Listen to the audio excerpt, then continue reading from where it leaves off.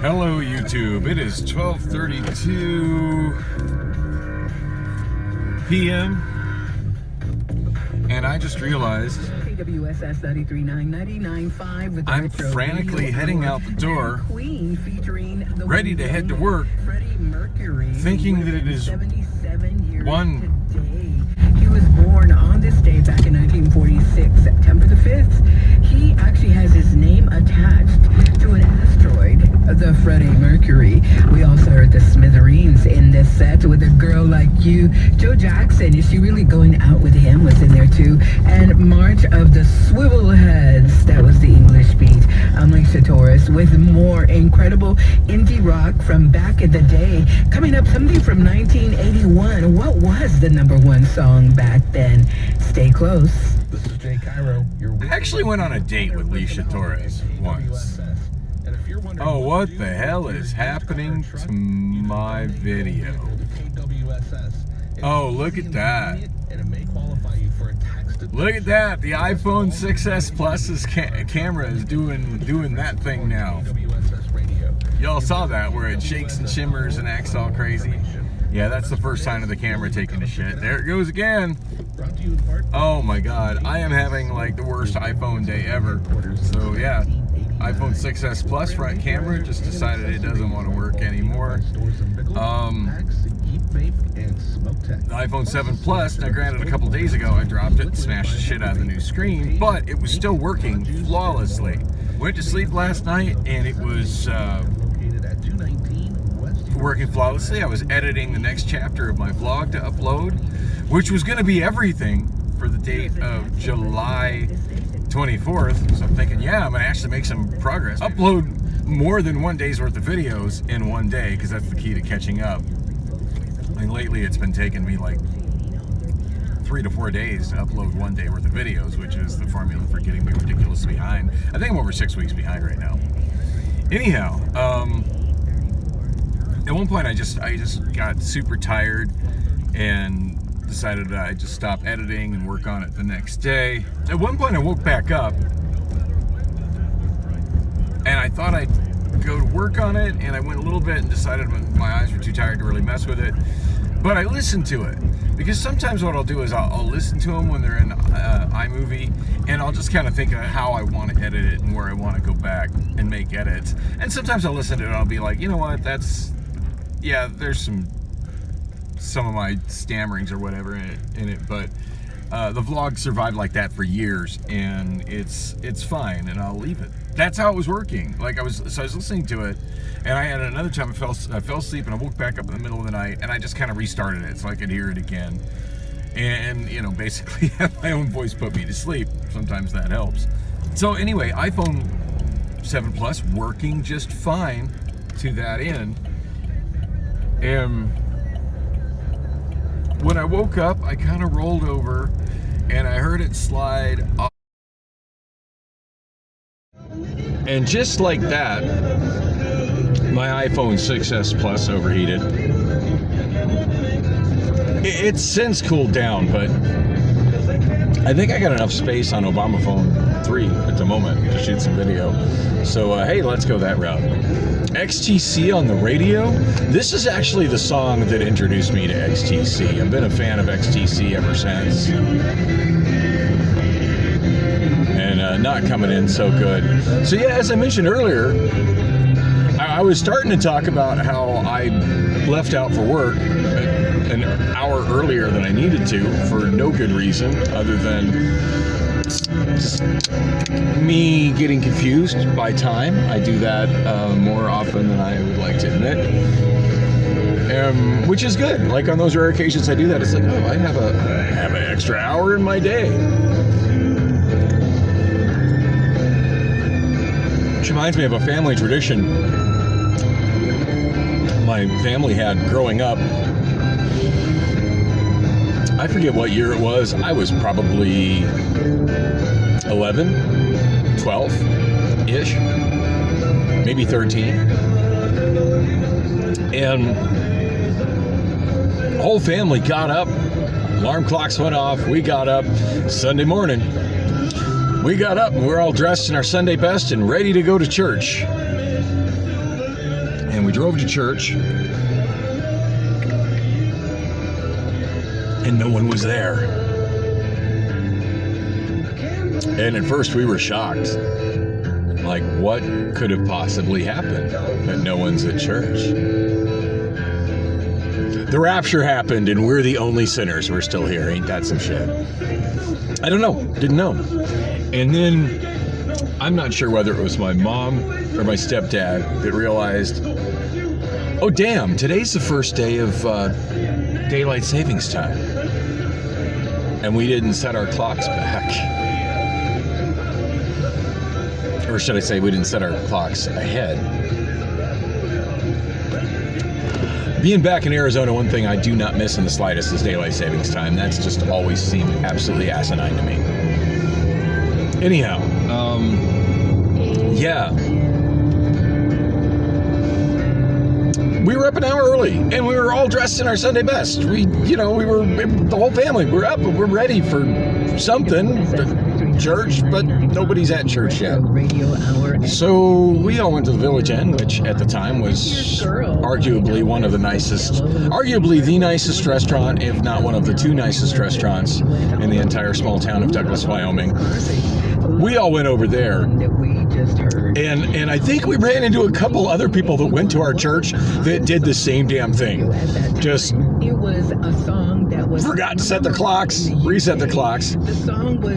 Woke up on time for church, got to church, saw no one there, and like, you know what, let's just go have breakfast at 43 weeks. The song reached number 8 on let's go have breakfast over at a song that made soft cell world famous. Let's go have breakfast over at the Village Inn, and then go to church. We got an hour. We're all dressed. We're up.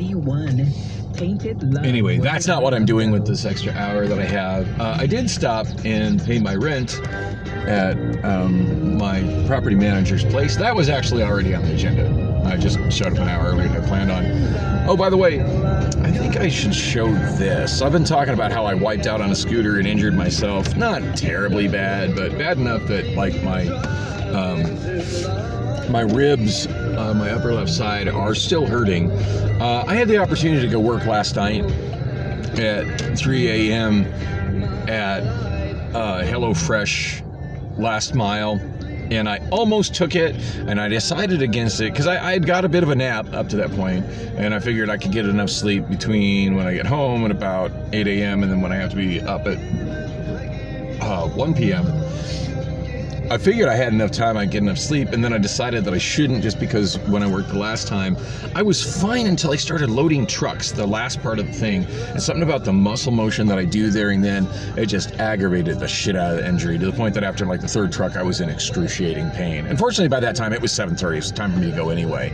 I was hoping to get more hours. We had more trucks to load, but I just told John, the manager, it's like, hey man, I told you about the scooter injury. I mean, at one point I had to like wrap the road rash because the scabs had cracked and peeled off. And he's like, oh my God, what did you do to him? I'm like, no, I did that days ago. Just all the motion has caused the scabs to pop off, and I just need to cover it up, put my gloves back on. Now that it's starting to bleed from the scabs coming off. Anyway, I just wanted to let y'all know, right where that guy is standing, on the right there, that is the speed bump I hit. I wasn't where he was standing. I don't know why he's standing in the road and not off the road, but anyway, yeah, that was the speed bump that I hit. Because somebody had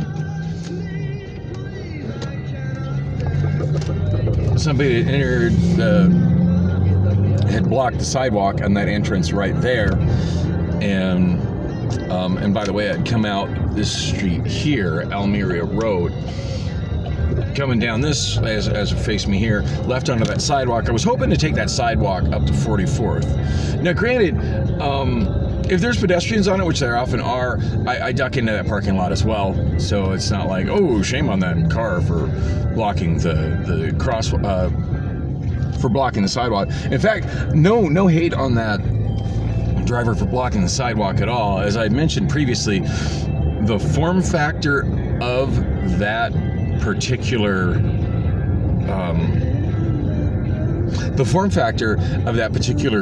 driveway right there is something Phoenix has been using for, I want to say probably the last 20 years. It's not a brand new thing, but older driveways don't have it. It's only comparatively newer driveways that have it, and it stops the sidewalk from being a continuous straight line for people that when people are walking, especially if they're using mobility devices. Like, yeah, being able to travel in a straight line, that's kind of a big deal. But yeah, that particular curb form factor forces people to not be able to, it causes people to not be able to do that when they're on the sidewalk, and it also pretty much forces drivers and encourages drivers to block the sidewalk when they come out. I'd like to propose an end to it with the city of Phoenix. I'm not sure how I would go about doing that, but I would love to get involved. I've been in, well, I can't say I've been involved with the City of Phoenix Planning Council before, but I've gone to City of Phoenix Planning Council meetings in the past to give my opinions on stuff. Generally, it's all been around scooter rental programs because I'm very passionate about that. And at the time I worked at Lime, so I had even more interest in it. I should say I worked for Lime as an independent contractor. So, I mean, I had a financial interest as well, but mostly as somebody who rides them, I just wanted them to be available in Phoenix. Because at that time they weren't available in Phoenix. They were available in Scottsdale, they were available in Tempe. I think you could get them into the east side of Phoenix, but it certainly wasn't sanctioned by the city of Phoenix. And by east, I mean like east of here. I mean, sometimes they drifted as far as probably 32nd Street. See this curb form on the right here? That's the traditional style of curbs. Even though that QT is a new business, the curb is still there from the previous office complex that was there. This curb right here, coming out of the little shopping center where the Dirty Drummer is, same thing. This one here, that's not even a good example of anything. That's done as if it's a street. This one here, done the same way as if it's a street, as opposed to a driveway. Truck right there, blocking the crosswalk. In fact, I don't think I'm going to get any kind of good examples of anything going this way, because I think all the entrances to wow, quite the little homeless encampment going on the right there. Yeah, I don't think any of the entrances to Arcadia Crossing are going to be that type of driveway, the type that causes, or should I say, yeah, no, it pretty much forces vehicles to block the sidewalk. Yeah, I don't think there's any that come out. Pretty sure all the entrances to Arcadia Crossing are like street entrances, and that throws back to when this property was the Thomas Mall. Generally speaking, most entrances to malls by the city of Phoenix have always been done with like street type entrances going into them because of the high volume of traffic that malls generated. So at some point I'm going to make a video about that and try to show exactly what I mean by it being a bad curb design that forces drivers to block sidewalks. But yeah, I'm still in some pain from that accident. 12:53 on the Saturn clock, which probably means 12:55. So I think I will get a little bit of much needed grocery shopping done. I have very little that's like, I've been all out of sandwich stuff for a while at home, and that's when I end up spending more money on fast food than I should. So now seems like the perfect time to go handle that.